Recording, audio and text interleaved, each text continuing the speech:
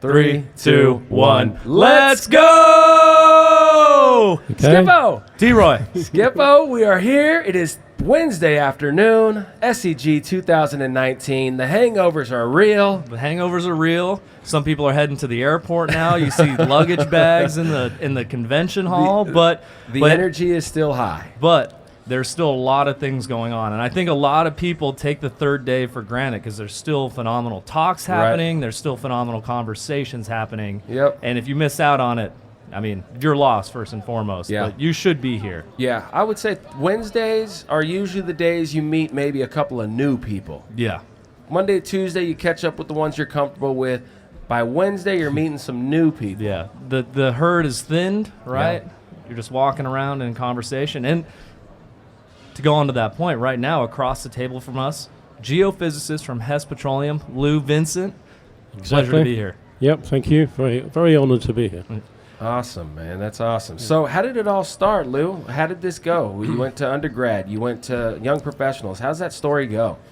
Yeah, so I knew nothing about the petroleum industry. I actually did a degree in physics with astrophysics and ended up looking the other way, down to the ground instead up in the sky. So, I joined a seismic crew because as an astrophysicist, you really can't get a lot of work. So it's, it was just basically academia, really. So joined a seismic crew, and really, when you do physics, it's all about waves and very similar to and physical principles. So very similar to astrophysics, just a different scale and a different direction. Mm-hmm. So didn't have to learn a lot except electronics on a seismic crew because I had to fix the instruments and be an observer, etc. Yeah, things are failing out of location. So just to kind of tie it back, though, because your perspective, like you said, and I love that, you're looking at the stars, now you're looking under the ground. Yes. How does your background in astrophysics, how do you take those lessons and apply them into the world of geophysics and petroleum? That's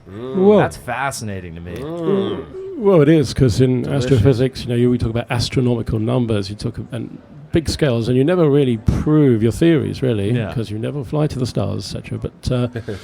But it's all wave theory. It's all light is a form of a wave, so it's just different scales, as I said, and just different dimensions. But so the physics wasn't very different. I just had to learn a lot of electronics because the instruments are very different, and I didn't imagine to be 7 days after graduating in the middle of the Australian bush, after growing up in London. Yeah. So what were you doing primarily out there? You're talking about going to Australia, your first job? Yeah, first job. You were out putting geophones in the ground, doodle bugging? What were you? It was absolutely doodle bugging. It was kidding. Recording seismic data. So I didn't actually know what a seismic vibrator or a geophone looked like. I'd never seen one. So it was just basically, don't worry, get out there, we'll train you. And and it was pretty much how it happened. So first day, seeing a vibrator, seeing the geophone, seeing the operations, a lot of labor and understanding, it was all remote sensing, all, seismic waves into the ground, recording it and trying to make sense of it.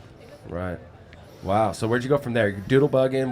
What captured your attention the most? Processing, interpretation. Exactly. So started off, spent 4 or 5 years in Libya and Australia and the UK and Oman doodle bugging, and then in Oman changed to processing that data, so understood how recording it is one thing, and then it's like photoshopping it or like going into the recording studio and making even myself sound good on in a song, etc. So yes, the processing was a big part of separating noise signal, maximize the signal, and then of course after that interpreting the signal. So I spent quite a few years doing that process, acquisition, processing, interpretation, and then went back to do a bit of wireline logging, tried to change careers, because during all this time of a long career, the oil price has been up and down, so you have to duck and dive sometimes to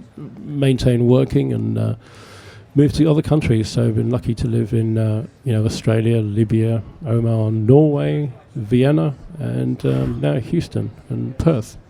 Yeah. Wow. Yeah.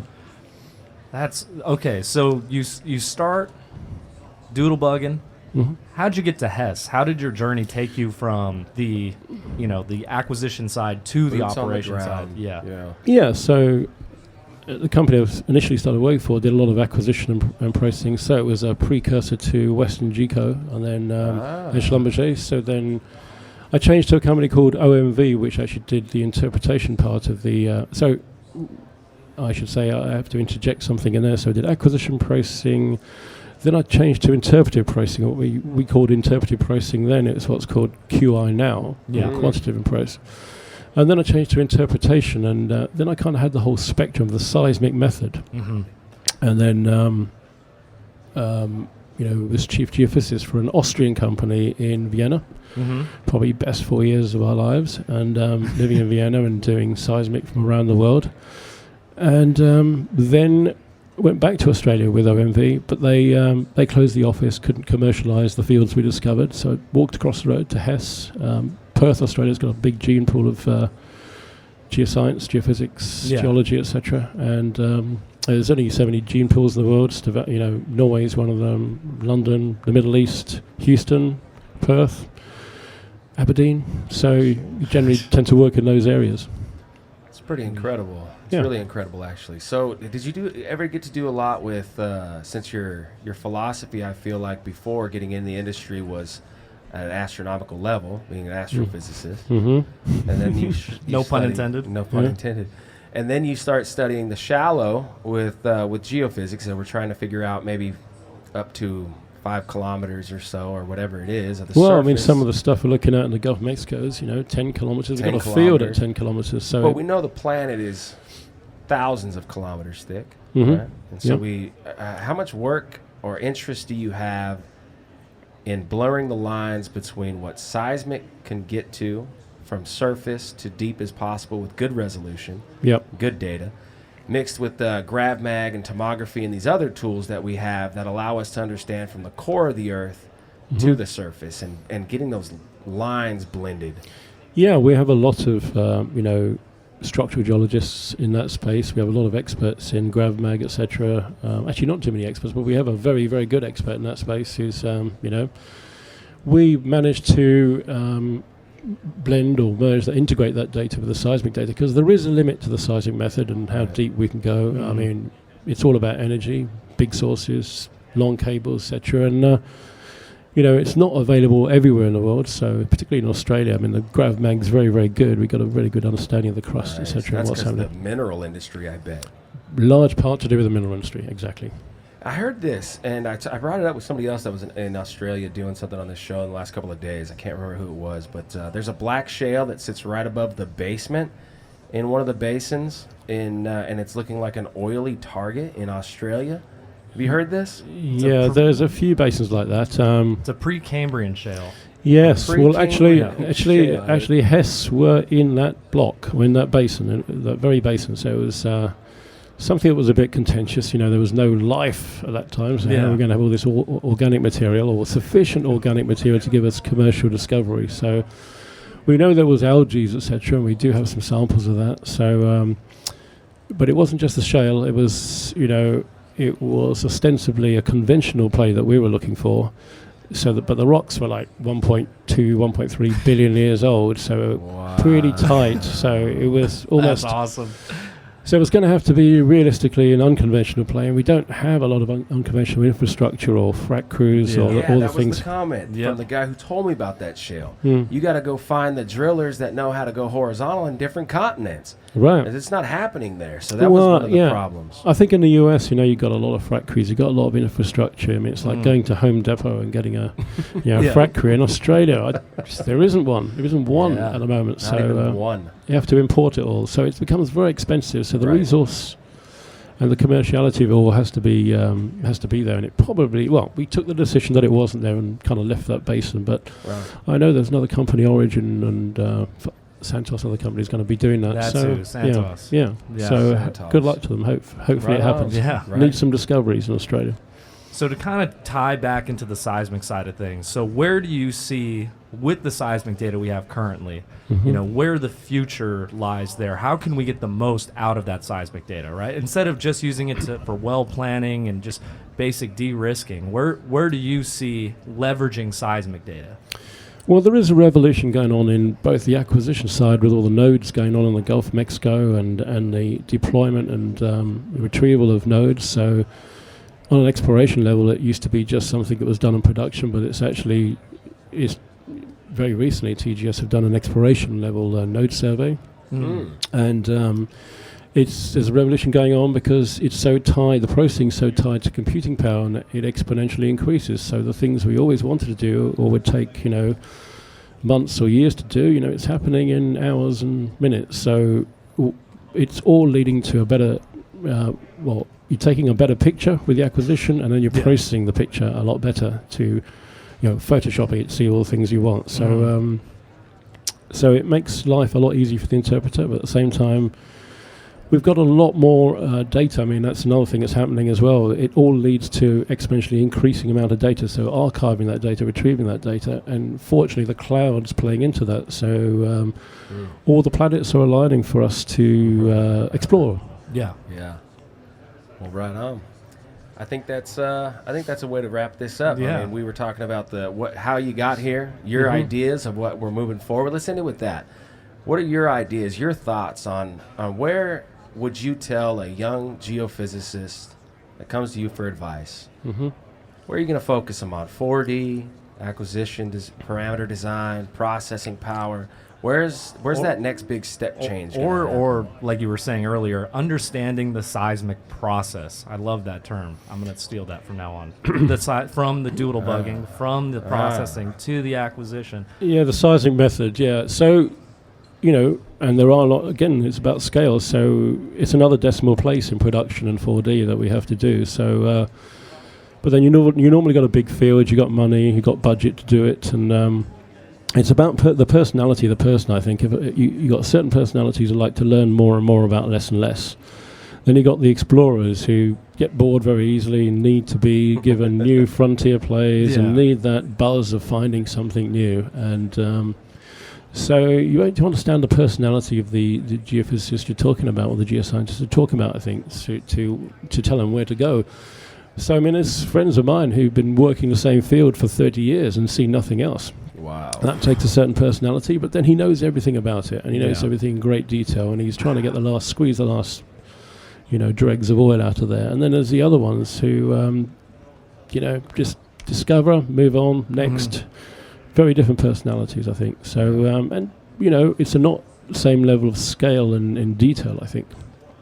But, I'd say looking at more data, seeing more data, getting reference points from different things gives you a lot of experience to call upon when you're making judgments, because most of it is all about making judgments. Yeah. You bring up a good point about the personality. You pick up on that. You clearly pay attention to that, and that's a very real thing in this industry. We talked about it on several different shows in several different ways. What is your philosophy when it comes to having a problem in front of you, having all the tools and the data to solve this problem, and how are you going about solving that problem? What is your philosophy of attacking that problem? And now take it a step further, your personality. Are you the personality that's going to sit there for 30 years and maximize everything and get every drop out of this basin? Or are you more interested in moving along? And it's a very, very tricky thing in the industry. It's an incredibly tricky thing, I think, for young professionals to understand and psychoanalyze themselves to understand what that even means, and is that me? Or I want to do what you did, or whatever that is, right? How do you find that? How do you speak to that for a young professional to go into? But it's very real. That's your point of that personality. Understand your personality, find it, go with it, and no matter what, at the end of your career, you're going to be fine in the oil and gas industry. Because I mean, you're going to want to talk. You're going to do this industry for 30 or 40 years, so you need to have a passion for whatever you're going to do, right? To keep you interested for that long, and so you need to understand what you're going to, what's likely to turn you on in terms of a career. So. That's the first thing you need to find out about yourself, because, exploration, a lot of people are risk averse. They don't like that fear of failure. It's not for them. Whereas when you're doing production level in 4D, you're rarely stepping out more than your comfort zone. You're usually much more data rich, much more informed, so you're not so exposed, I suppose. A little more black and white. You have a little more, maybe a tighter prediction, tighter model that's going to help you plus or minus, where exploration, you're either right or you're wrong. Yes, exactly. I mean, you'll probably still get surprises, but the thing is, you've usually got far more detailed data. You're not usually going to be stepping out so far, and it's a huge drop, and you've got a very expensive exploration well that doesn't come in. It's a thing you have to pick yourself and dust yourself down from, and not everyone is able to do that. Right. We got to have people that can identify that. You almost have to have a psychologist on staff at Hess to understand who you have. Right? What are these minds that are? What do they want? How do they want it? How do you develop that mind? Well, they have the answers, and I think a lot of that comes from experience as well. So we do a lot of putting people back together after failures. I mean, it's not just myself. There's quite a lot of good people in the leadership team who, it's a big what's the word? It's a big fall from your grace, and but you've got to keep going. You've got to put yourself back together, and it's a learning experience, and take it to the next base and develop. Well, I think that was a great way to end the show, Llew. Mr. Vincent, it was a pleasure to have you. It was an honor to be behind these microphones with you and get your perspective and your insight on that. Was a pleasure. Really enjoyed it. It really was. Okay, thanks, guys. Thanks for the opportunity. Right on. All right. Okay. We are.